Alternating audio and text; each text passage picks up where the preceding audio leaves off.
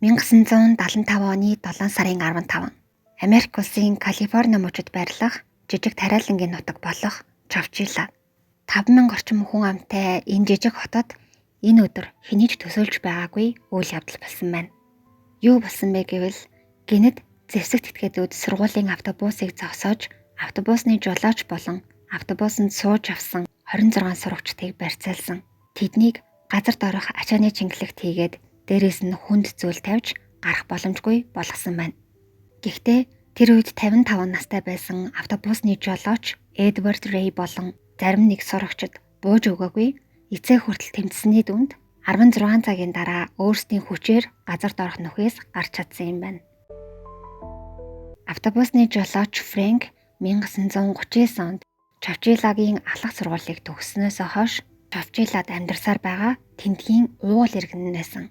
Уг нь бол тэр ферм дээр ажилладаг байсан ба түүний хийдэг ажил нь эрдэнэ шиш тариалж өхөр болон бусад амьтдыг тэжээх байсан.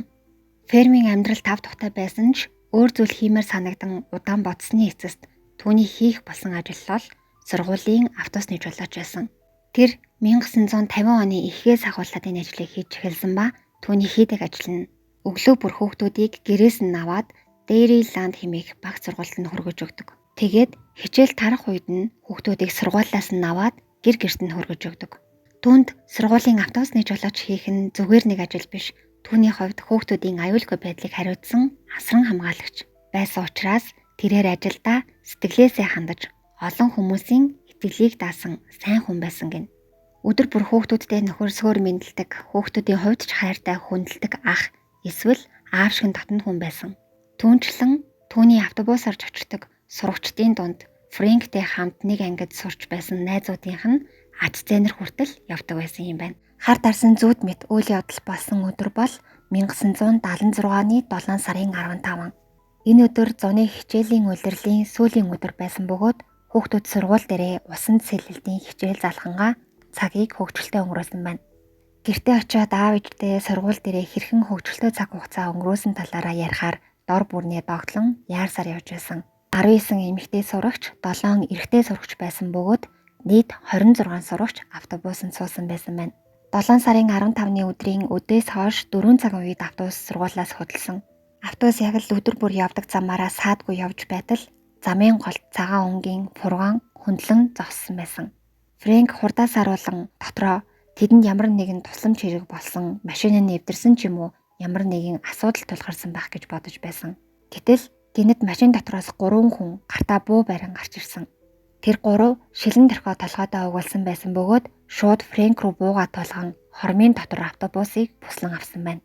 Зэвсэгт 3 этгээдийн нэг нь Фрэнк руу буугаа тулгаад автобусны дэлхүүрийг өгөөд жолоочийн суудлаас холт гэж тушаасан. Фрэнк маш их сандарч байсан ч тэр үед хүүхдүүд өөрлөө нь харж байсан учраас аль болох тайван байхыг хичээж байсан гин. Эсэргүүцэл үзүүлэх боломжгүй байсан учраас автобусны дэлгүүрийг үл таних этгээдүүдэд өгөөд жолоочийн суудлаас холдож өгсөн. Ингээд Фрэнк болон 26 сурагчид үл таних этгээдүүдэд барьцаалагдсан юм байна.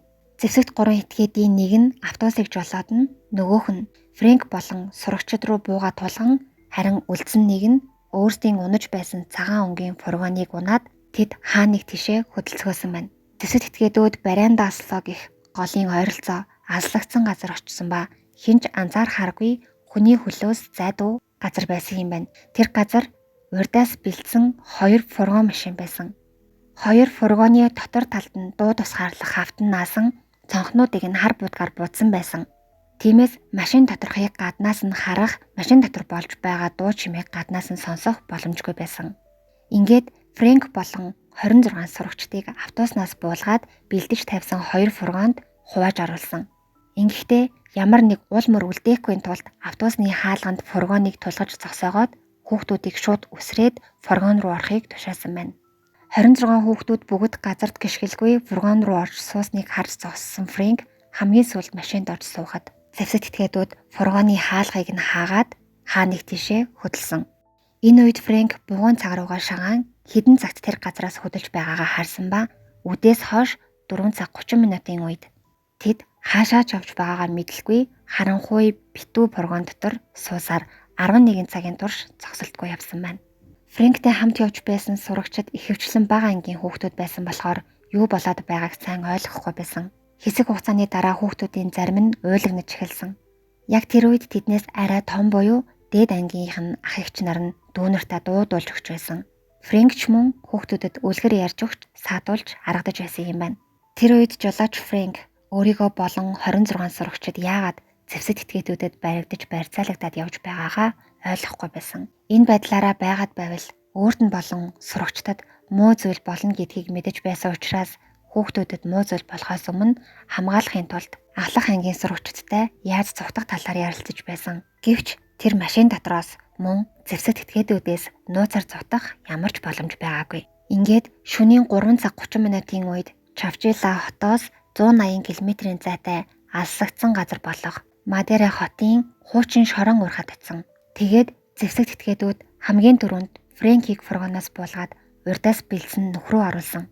Энэ нөхрөө орох шат тавьсан байсан ба шатаар уруудан доошоо орвол том ачааны машины чингэлэг байсан байна. Зэвсэг этгээдүүд ачааны машины чингэлгийг газар дор булаад эртнээс бэлдсэн байсан нь тэр байсан. Фрэнкийг нөхрөө орсны дараа хүүхдүүдийг нэг нэгээр нь фургоноос буулган мөн л нөхрөө орохыг тушаасан. Ингэхдээ эхлээд тэдний нэр болон насыг нь тэмдэглэж авч байсан. Ингээд Фрэнк болон 26 сурагчид бүгд нөхрөө орсны дараа шатыг нь авч нүхний аман дээр хүнд металл хавтан тавиад мөн 45 кг-ийн үйлдвэрийн зориулттай 2 ширхэг батарей тавьж дээрээс нь шороогоор болж орхисон. Тус чиргүүлийг 3.6 метрийн гүнд болсон байсан. Дотор талд нь нарийн хоолой агаар жуулах зориулсан байсан. Гэхдээ 27 хүн амьсгалах хангалттай агаар байгаагүй давчуу жижиг байсан байна. Чингэлэг дотор ус болон жигнэмэг байсан ч тэдэнд хүрэлцэх хэмжээний байгаагүй. Мөн зөөврийн биецэх суултур болон хідэн ширхэг матрас байсан. Зэвсэг этгээдүүд нүхний хаалгыг сайдар таглаад машиндаа сууцгаагаад хааныг тишээ явцгаасан байна. Ингээд Фрэнк болон 26 сурагчид хүний хөлөөс алслагдсан үл таних газар доор шороонд булагдсан хоцорсон байна. Хүүхдүүдийн ихэнх нь уйлгнаж, үлсэж сангаж, агаар дутагдаж, зарим нь бөөлжиж, бие нь модож байсан. Фрэнк хэсэг зур яахаа мэдэхгүй сууж байгаад зарим хүүхдүүд уйлжчихсан, айжчихсан сууж байгааг хараад тэр нүхэн дотроос хэрхэн гарах тухайгаа бодож байтал сурагчдын хамгийн том нь болох 14 настай Майкл Маршал босож зогсоод өөртөө итгэлтэйгээр бид энд өгөхгүй, эндээс заавал гарах болно гэж чангаар хэлсэн. Ингээд Фрэнк Майк хоёр тэндээс гарах талаар төлөвлөгөө боловсруулж эхэлсэн байна. Фрэнк хүүхдүүдтэй хамт дотор байсан матрасуудыг нэг дор цуглуулan дээрээс нь давхарлаж өрөөд энд тэнд тарсан байсан модны хилтерхиинүүдийг цуглуулan давхарлсан матрасан дээрээ гараад хаалтыг түлхэж доороос нь хөвшиж онгойлгох гэж хичээж байсан. Том хүүхдүүд Фрэнкэд тусалсан. Тэд олон цагийн турш хоол идээгүй байсан учраас маш их сулдсан байсан. Тиймээс нэг нэгээрээ ядарч сулдан хүчгүй болцоож байсан гин. Энэ үед бага ангийн сурагчид нь ядарч сулдаад хөвтөж буй Фрэнк болон дээд ангийн ах нарынхаа толгойг усаар норгож байсан ба энэ нь тэднийг сэргээж ухаантай байхад нь тусалж байсан гинэ. Дүү нарынхаа ачаар дахин сэргэж аваад давхарлаж тавьсан матрасан дээрээ гараад дахин хаалтыг түлхэж онгойлгох гэж хичнээн хичээж байсан ч хаалтан дээр хүнд жинтэй батарей болон овоосон шорооноос болоод багш гисэн хөдлөх янзгүй байсан гин. Гэхдээ тэд бууж өгөөгүй, тасалтгүй доороос нь модоор түлхсээр байсан бөгөөд удалгүй дээр байгаа хүнд зүйлсийг дийлхэ болоод чингэлэг татгшихоо хонхоож эхэлсэн байна. Энэ байдал нь хүүхдүүд дарагдах аюултай учраас цаашид хамаагүй онгойлгох гэж оролдвол тэд бүр гарах боломжгүй болно гэж бодсон. Гэхдээ нэг нэгээрээ босон хаалтыг эвтэйхэн түлхэж хөшсөөр байсан. Энэ үед Майк хаалтыг хөшөж байгаад хавтанг баг зэрэг хөдлөж чадсан. Тэгээд Фрэнкийн тусламжтайгаар хүнд тавцсан батарейг холдуулаад чингэлэгний хаалтыг онгойлгож тэд аимшигт нүхнээс 9 минут гарцгаасан юм байна. Фрэнк эхлээд бүх хүүхдүүдийг гаргаад чингэлэг доторхыг сайн шалгаж хүүхэд үлдсэн эсхийг нягтлж харсныхаа дараа хамгийн сүүлд өөрөө гарсан. Ингээд тэд газар доорх нүхэнд булагдаад 16 цагийн дараа гарч ирсэн юм байна. Энэ үед оройн 8 цаг болж байсан ба тэд оройн ээлжийн харуултад харсан. Харуул шороотоос болсон халтайсан хүүхдүүд болон Фрэнкийг хараад гайхан хөдөлгөөнгөж зогсож байснаа. Фрэнкээс юу болсон талаар асуухад Фрэнк түнд одоо тайлбарлах цаг байхгүй учраас эхлээд хурдхан цагдаа дуудаад өгөөч гэж гуйсан. Ингээд харуул түүний хүсснээр цагдаа дуудлагын дагуу цагдаа нарыг ирэхэд Фрэнк баг зэрэг тайвшран цагдаа нарт болсон явдлын талаар ярьсан. Цагдаа нар Фрэнкийн яриаг сонссныхаа дараа хэргийн газар буюу ачааны машины чиргүүл булагдсан газрыг шалгаж мөрдлөгөө эхлүүлсэн байна. Харин Фрэнк болон 26 сурагчдыг тэр хавийн шорон руу явуулсан. Яагаад вэ гэвэл хамгийн ойр эмч нар байрлаж байгаа газар тэр байсан. Тэдэнд хамгийн түрүүнд яаралтай эмчийн тусламж хэрэгтэй гэж үзсэн учраас хамгийн ойр эмч байрлаж байгаа шорон руу явуулсан юм байна. Эмч нар тэдний биеийн байдлыг үзсний дараа хоолунд өгсөн. Тэр үед ч гэсэн цагдаа нар тэднээс байцаалт авч байсан бөгөөд гэмт хэрэг хэрхэн болсон мөн ямар хүмүүс байсан эсхийг асууж байсан. Ингээд эмчийн үзлэг болон цагдаа нарын байцаалт дуусаад 26 сурагч болон Фрэнкийг Човчилаараа буцааж тэд гэр бүлийнхэнтэйгээ 9 минут уулзсан юм байна. Цагдаа нар харин шууд мөрдлөгөө эхлүүлсэн. Хулгайлах гэмт хэргийн эзэд хэн болохыг олж тогтооход тэмж их цаг зарцуулаагүй гин. Тухайн үед гэмт хэрэгт ашигласан том оврын ачааны машиныг газар дор булахын тулд хуучин шорооны ур харуу олон удаа чөлөөтөө орж гарсан байх шаардлагатай байсан. Тиймээс мөрдөгчд сүүлийн үед туус уурхаад байнга үзэгдэх болсон нэг хүнийг маш хурдан барьж түүнээс байцаалт авсан. Тэр хүн бол уурхайн эзний хүү 24 настай Фредрик Ньюхолл Уудс байсан. Түүнд уурхайн дэлгүүр байдаг ба уурхаагаар дуртай үедээ орж гардаг байсан. Мөн уурхайн эд зүйлсийг хамаагүй дураараа ашиглах эрхтэй ч байсан юм байна.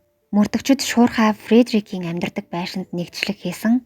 Нэгжлэгээр Фредрикийн өрөөнөөс хэрэгт холбоотой олон нотлох баримт олдог бөгөөд үүнд нь гэмт хэргийг төлөвлөсөн тэмдэглэл, төлбөрийн шаардах хуудасны ноорог буюу мөнгөний нэхэмжлэлийг ноороглон хийсэн нь олцсон. Мөн хүн барьцаалгахдаа хэрэгэлсэн ачааны машин болон фургон машиныг худалдаж авсан төлбөрийн баримт бас хэргийн үеэр ашигласан буу олцсон байна. Мөн хүүхдүүдийн нэр болон насыг нь бичсэн цаасыг олсон бөгөөд түүгээр зогсохгүй тус хэргийг Фредрик хоёр найзтайгаа хамтран хийсэн гэдгийг нотлох баримтуудыг түүний гэрээс олсон юм байна. Ингээд Фредрикийн найз Джеймс Шойнфилд болон Ричард Шойнфилд гих ах дүүсийг баривчилсан. Барьцаалах гэмт хэрэг гарснаас 2-7 хоногийн дараа 3 гэмт хэрэгтэн цагдаа нарт баригдсан байна. Фредрик болон ах дүү Шойнфилд нар гуруула баян айлын хүүхдүүд байсан. Ах дүү хоёрын аав нь тухайн үеийн алдартай мэл заслын эмч байсан. Ингээд гэмт этгээдүүдийг байцааж эхэлсэн. Тэд мэдүүлэхдээ маш их өрөнд орсон. Энэ тухайга эцэг ихтэй хэлж чадаагүй. Их хэмжээний мөнгө олоод өөрөө төлснийхөө дараа Калифорни мужийн Mountain View-д байрлах Ленгсторфийн байшинг сэргээн засварлаж хувийн орон сууц болохоор төлөвлөж байсан. Тиймээс их хэмжээний мөнгө олохын тулд кинон дэр гардаг шиг хүн барьцаалж их хэмжээний мөнгийг барьцаалсан хүмүүсийнхээ ар гэрээс нь нэхнэ гэж бодсон. Үүнийг ч хамгийн сайн бас хурдан мөнгө олох арга гэж бодсон.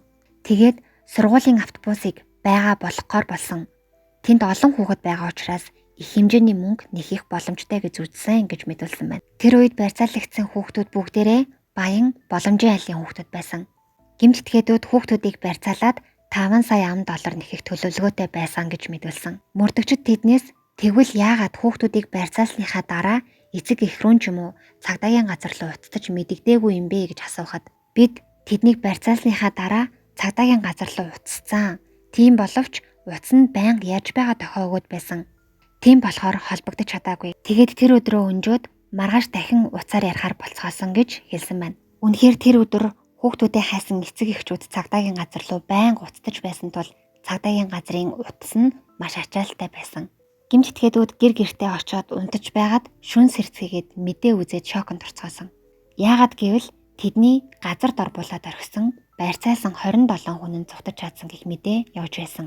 Ингээд тэд баригдаж 1977 онд Калифорнигийн шүүхэд тэдний хамгийн анхны шүүх хурал эхэлж байсан.